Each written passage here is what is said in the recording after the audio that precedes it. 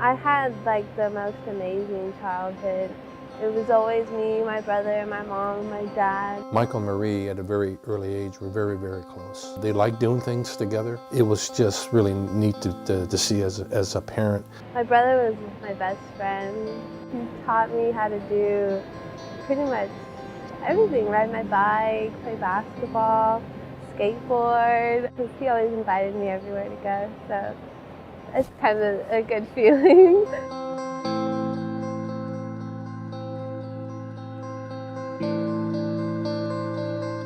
When I first got into the car, I felt kind of uneasy. The driver and my brother were talking. They were really big into Fast and Furious at the time, and I remember I felt nervous. I felt like, oh, this is going to be a fast ride home. We turned down a street and we were sitting at a stoplight. And right as soon as the stoplight went, we just took off. The driver started swerving like in and out of both lanes as all of us are just like with the music on. We're not thinking like it's anything. I just remember like looking into our school parking lot, like we're gonna go into the school parking lot, and then all of a sudden I just woke up on the ground, and I just remember hearing this man yelling and saying, "Don't move, don't move, don't move, like help's on its way, help's on its way."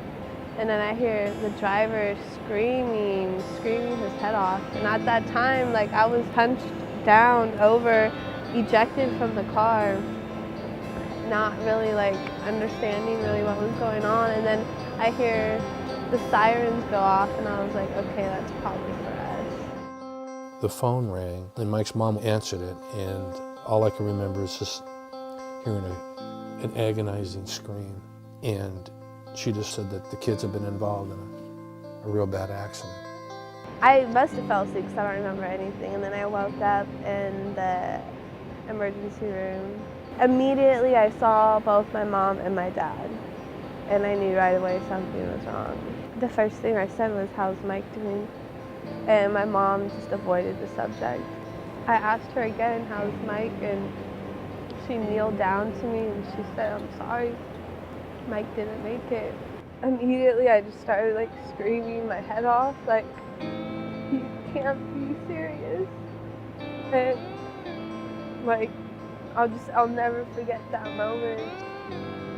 Like, I felt like my heart was seriously ripped out of my chest.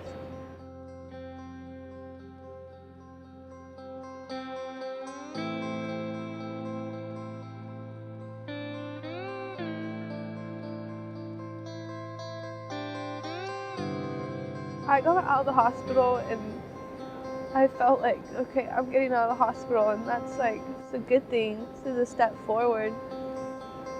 But then I got home and I saw his bed, and I saw his room, and I saw his clothes and his backpack, and it was like, the accident just happened. I just now lost Michael, and it was like, the whole time when I was in the hospital, I thought I was grieving. I thought I was like dealing with it. But it really didn't start until I got home, and it was all in my face. Like, this is your house, this is your home, but it's not a home now because there's one thing missing. So during the accident, I had 3-degree burns on my stomach and my back. Broke her collarbone, her pelvis. Broke all my ribs on my left side, broke my back. Punctured the left lung. Couldn't walk for 4 months, paralyzed. It was truly beyond description. It's been 7 years since the accident, and it still feels like it happened yesterday.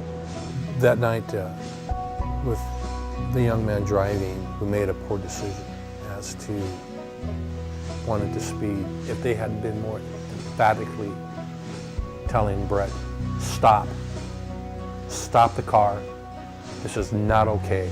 That night, there was so many distractions going on in the car.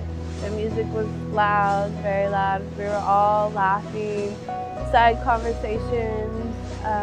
There was just a bunch going on in the car when really we should have just been focused on driving and getting home safely. Some people might think it's fun and exciting to speed, but the price I paid for that is being in the hospital for 4 months and losing my best friend forever is not worth it at all. It's life-changing.